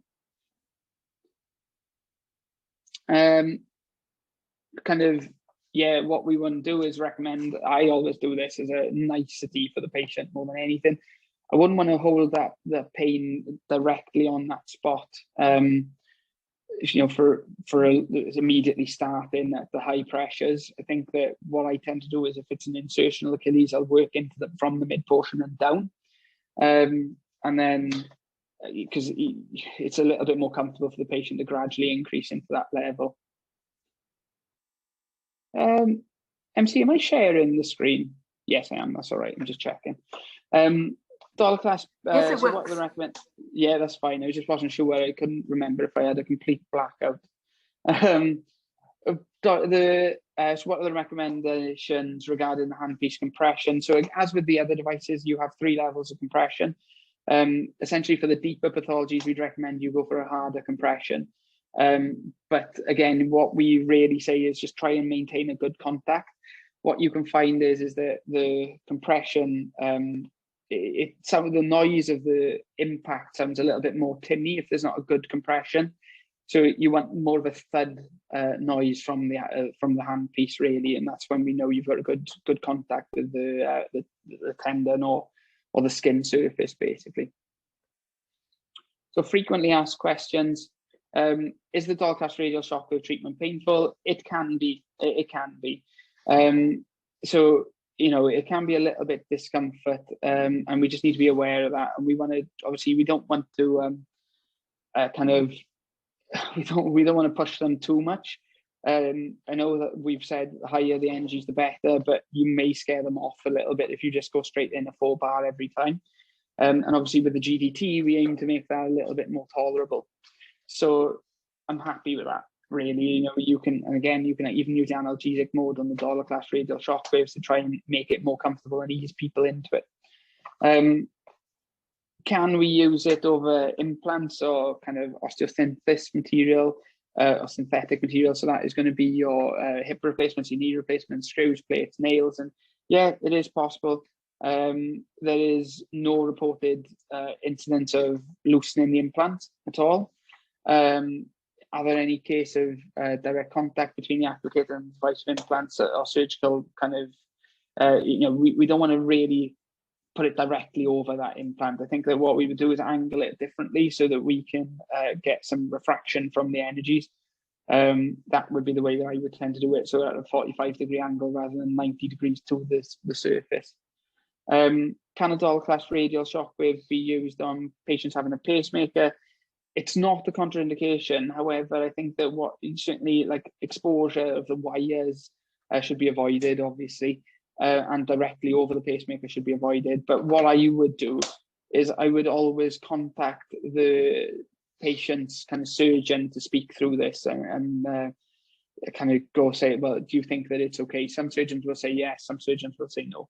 But it's worth you, certainly from a litigation standpoint, it's worth you discussing that with the consultant who's in charge of that patient's cardiac health.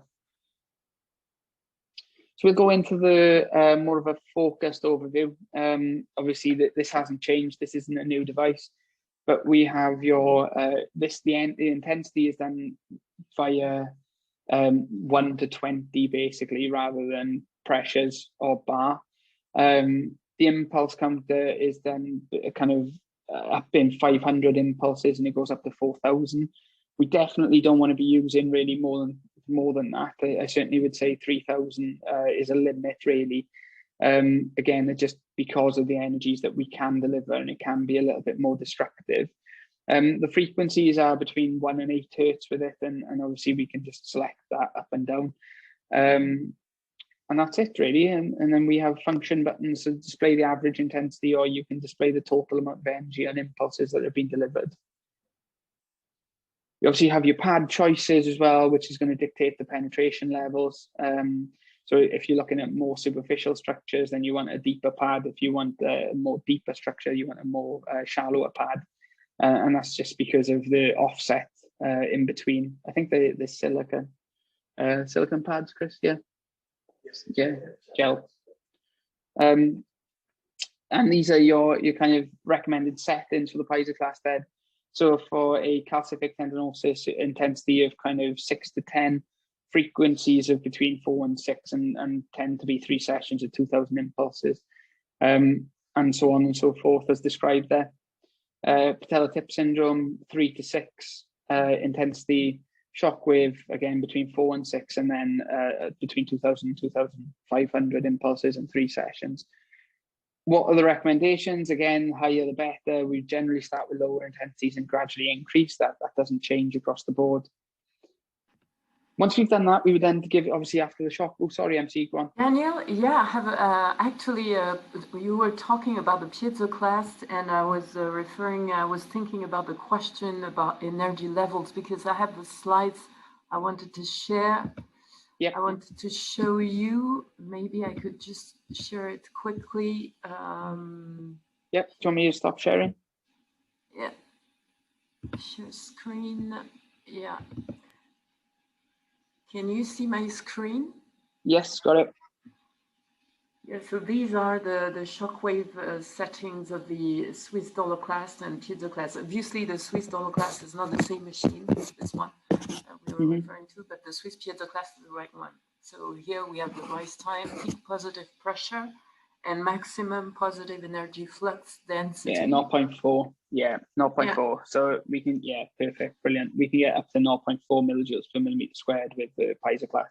Exactly. Great, and that's kind of going up into your reaction with bony structures there. So yeah, good, great. Yeah. Thanks, MC. Pleasure. Oh, Stop sharing.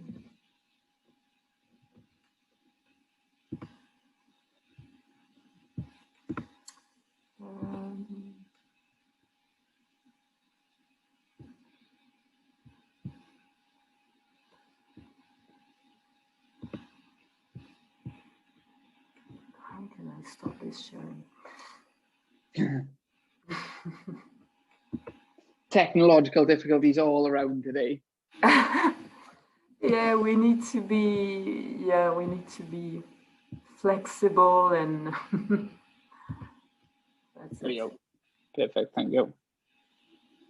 Okay, so there's only a couple more slides left, guys, so thankfully for you all. There you go. So rehab. Obviously from a rehab based, we really want, this is where we can kind of see your big improvements with load, etc. So we want to get progressive activation mobilization exercises where we can kind of actively, passively increase that range of motion first, and then we start to load it through. We can include some proprioceptive exercises and then other technology-based treatments. So, acupuncture with electric stimulus, we can use some taping methods, we can use all of those different methods that will aid in the kind of the methods and responses and outcomes, really. From an eccentric loading perspective, we would say that Romp et al., we know that eccentric loading is great, from that perspective. So we know that you get good outcomes with the eccentric load, and combining that with shockwave therapy is superior to just shockwave alone and also eccentric loading alone. So we know that combination of treatments will get you optimum results. There is also evidence to say that ultrasound diathermy and TENS is combined with shockwave is getting good outcomes or better outcomes than just kind of physical therapy. So, and that's comparing baselines to response levels, and that is 3 sessions per week over 3 weeks with physical therapy. And we did 3 sessions at 2000 impulses, 10 hertz and maximum tolerated pressure. And the average of that was 3.1 bar for those individuals. And this was with patients with tennis elbow. And obviously, combination of both of these both of these methods was showing better outcomes than physical therapy alone. Again, Romp et al. Was showing with the plantar fasciopathy, 3 sessions, 2000 impulses at 8 hertz and 4 bar. So that's quite an aggressive approach versus physical therapy. And then combining that physical therapy, which was just stretching, basically, the stretching exercises. In the study, you did a 10-second hold of the big toe, stretched that 10 times and held off. And that was that really. So that's a really basic loading mechanism, so really basic eccentric load, passive eccentric loading, which again, you can probably criticize that element of rehab in the sense it's possibly not enough. But even that alone is getting, in combination with shockwave, is getting better outcomes than just physical therapy and stretching alone. So suggest that combination and the addition of radial shockwave combined with the physical therapy is going to get you those better outcomes. So what are the recommendations regarding the intensity of rehab? What I tend to say is that if your patients can tolerate a kind of 3 out of 10 level of pain during the exercise, that's fine. If they can also tolerate maybe that needs to be the same within that kind of following 24 hours. If you've done that and they get a little bit irritable in that 24 hours, you've done too much really with that day, on that day for them. It's not the end of the world, it will settle down. It just means that they need to maybe ease off that load a little bit. So for example, if we did body weight calf raises on Achilles tendinopathy, we did 3 sets of 8 repetitions and they found that okay. But there was no pain during, there was no pain after. So then we start to load that weight a little bit and we go, okay, let's put a rucksack which contains 60 kilos in. So that's your body weight plus 60 kilos. It's a big jump and it's a big progression, just for the example. Say, okay, it's 3 out of 10 pain during, but then afterwards, within that following 24 hours, it really spikes to a 7 out of 10. But we know that the tolerance level for that patient is somewhere between body weight and 60 kilos of plus body weight. So we need to find that tolerance level, keep it in that until that reduces on the pain levels, and then we can gradually build up from there. So you can 100% say that, okay, you know, when there's shockwave, we can start the rehab within the following 24 hours. Sorry, after those 24 hours, but not within that time frame. So we need to reduce down those loads in that following 24 hours following shockwave therapy. What kind of other therapies can be combined? So you can use TENS, taping, cryotherapy, cryo-ultrasound. All of these things can be combined with the GDT protocols to like increase your outcomes. So there's no reason why not. Yang et al. Obviously showed that TENS and ultrasound diathermy, as we discussed, is better for and faster pain reduction and healing. So there's all of those different things that we can use and combine. Obviously, a little warning there from EMS is that they are not manufacturing those other technologies.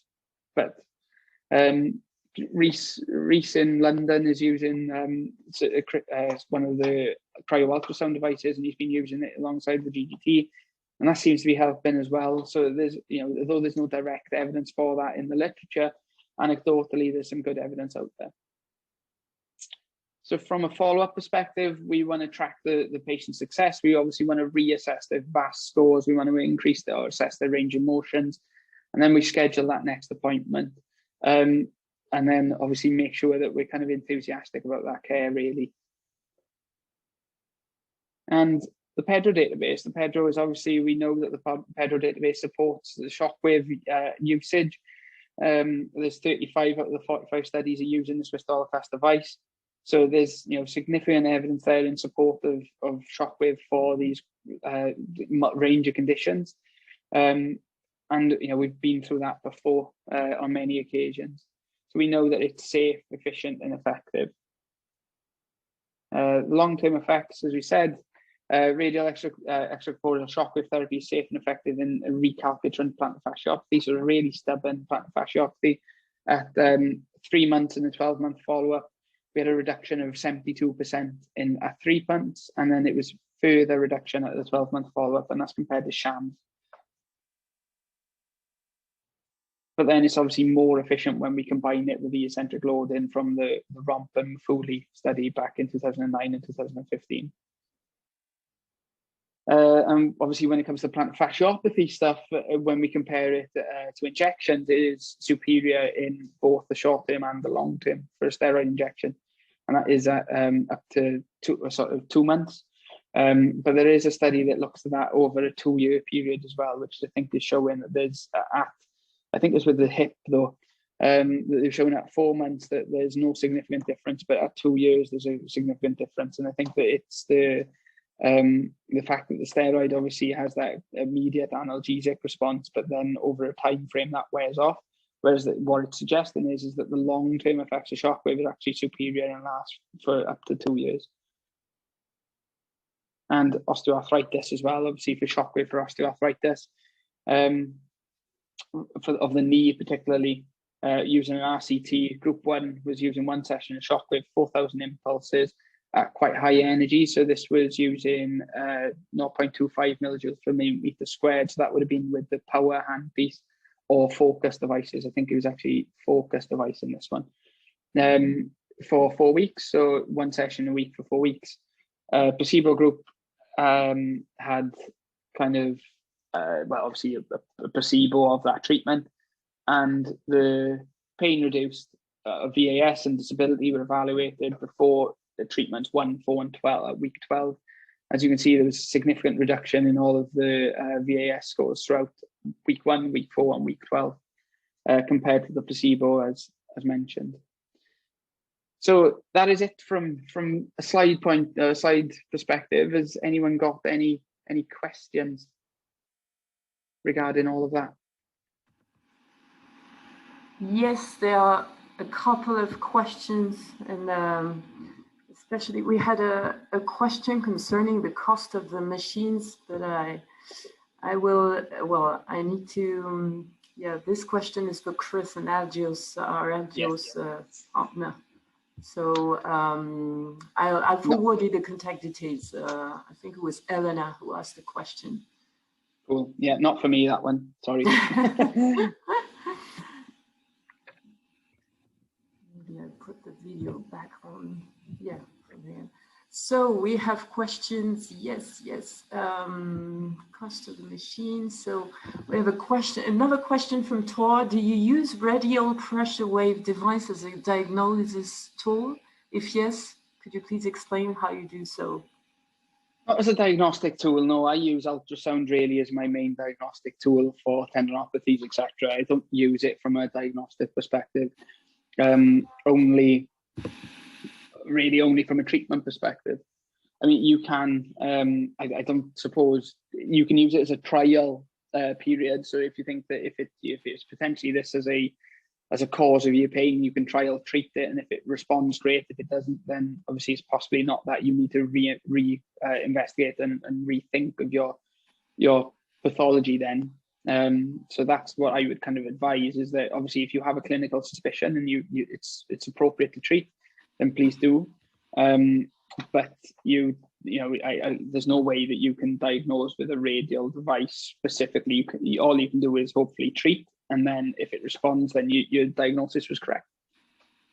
Okay, perfect. Thank you, Daniel. Another question from Tor. Have you ever met the scientific information in open sources that shockwave has ability to dissolve herniated disc? Sorry for my English. As in Russia, the medical professionals who are involved in shockwave industry state so. I haven't seen any with disc herniations or protrusions of any sort for that one. I haven't seen any data, I'm afraid, for that. I can't comment. And if it's written in Russian, I definitely won't be able to read it. So, but hopefully there's a translation. I'd be quite interested to see that if Tor could kind of dig that out and send it over. I'd be quite interested in that one. Okay, thank you, Dan. Coming back to the treatment you did on the Achilles tendon, on Chris's Achilles tendon, Matthias had a question. Do you treat with shockwave also the sural region before and after treating the Achilles? Yeah, so I treat into the post-tib, really, the post-tib tendon or post-tibialis muscle, because that is often a referral site for the Achilles. So I'll work into the post-tib, I'll work into the medial gastroc, the lateral gastroc, and then into the musculotendinous junction as well. So yeah, you can do. Okay, perfect. Thanks. A question from Mark. What's your treatment protocol recommendations for osteoarthrosis if using a radial device rather than focused device? On the knee, I'd assume, because that's where the majority of the evidence is. So what we do is we tend to put it at the medial tibial plateau. We would then apply 2,000, maybe more impulses, so a minimum of 2,000 impulses into that region at the highest energies that they can tolerate. And then that's it, and whatever frequencies you feel is appropriate and useful. So you can, again, the frequencies isn't that important. I think that it's mainly for comfort for the patient. I think that if you go in, 2,000 or 4,000, and time frame as well, if you're doing 4,000 impulses of 1 hertz, it's going to take you 4,000 seconds. So if you're going to be doing that kind of increased frequency, then that's obviously going to be less time consuming for you. But anywhere between kind of 8 and 15 hertz, as we said in the slideshow, that's good enough for me in terms of the energies that you can deliver. So there's no problem with that one. So anywhere between 8 and 15, I tend to focus mine between 8 and 12. For the knee, I tend to put it down towards the 8, but you can make it easier for the patients with doing the analgesic response. You can do it with the laser, and you can also do it with just doing the ramp up methods as well. Cool, thanks, Dan. We have 2 last questions. A question from Sorab. Are low-level laser therapy machines effective? What is the minimum watts laser would you recommend? So what we know, again, is that the higher the energies, the higher the powers, the better, the more penetration that we can get into it. I have used low-level laser devices before, and we found that they work okay. We certainly are using this now in terms of just because of all of the evidence is saying that the wavelength is optimum. The kind of, it's optimum for analgesic, it's optimum for anti-inflammatories, and it's kind of getting the higher power means we can get deeper penetration. So for your greater trochanteric pain, for your bigger bodybuilders with more muscle bulk, we can penetrate further to affect those deeper structures. So that's what the power really is about, is the penetration levels. The wavelength is the absorption, and obviously the optimum results for your frequency, for your analgesic and anti-inflammatory responses. So all of that combined, we haven't compromised anything. We've kind of found this happy well, we found this period where it seems to respond on everything. So the high power affects the penetration, the wavelengths affect the analgesic responses and the anti-inflammatory responses. So all of that combined in combination creates this optimum recovery and optimum response period. Perfect. Thanks for this detailed answer. And last question from Chris. Can you supply patient data sheets? Yeah, but it's more... What was that? There's the last one for Chris. The last question. What was that? MC, sorry. Informed consent form or something? Oh. Can you supply the patient data sheets? Well, I guess it's an informed consent. Yeah, have you got consent forms? I think we have. I think we have. Yeah. Yeah, that can be sent over via EMS anyway. Yeah, I can send it as well. That was the last question.